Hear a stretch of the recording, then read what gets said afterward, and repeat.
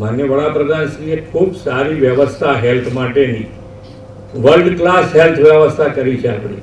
ને કોવિડમાં એ એમણે પ્રસ્થાપિત નહીં, સાબિત કરી બતાવી દીધું કે બીજા બધા જે વિકસિત હતા એ લોકો થાકી ગયા, પણ આપણે એમ જેમ એની બહાર નીકળ્યા છે કોવિડ. એટલે અને યોગ અને આયુષ્યમાન બેયની વ્યવસ્થા કરી છે. માન્ય વડાપ્રધાનશ્રીએ યોગ અને આયુષ્યમાન બેયની વ્યવસ્થા કરી છે કે ભાઈ યોગ કરો તો સારામાં સારું, કે ભાઈ આપણે બધા કહીએ કે પહેલું સુખ તે જાતે ન રહ્યા. આપણે શરીર સારું હશે તો બધું છે, બાકી શરીર ના સારું હોય તો શું કરવાનું? તો એના માટે યોગ કરીએ તો બેસ્ટ છે.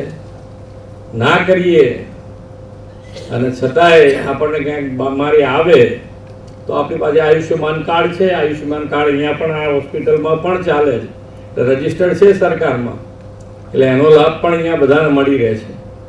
અને એ કાર્ડ ખૂબ અહીંયા આવતા હશે દર્દીઓ, એની વ્યવસ્થા જે કાર્ડ છે એની તાકાત બહુ મોટી છે.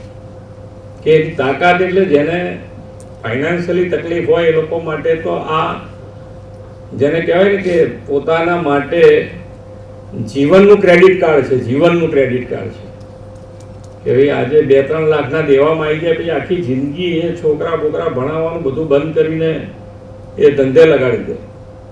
એની જગ્યાએ આ કાર્ડ એની પાસે હોય તો માન્ય વડાપ્રધાનશ્રીએ એટલી સુંદર વ્યવસ્થા કરી કે ભાઈ તેને હોસ્પિટલ આવીને ઘેર જવું પડે તો એનો ખર્ચો પણ સરકાર આપે 300 રૂપિયા. બોલો,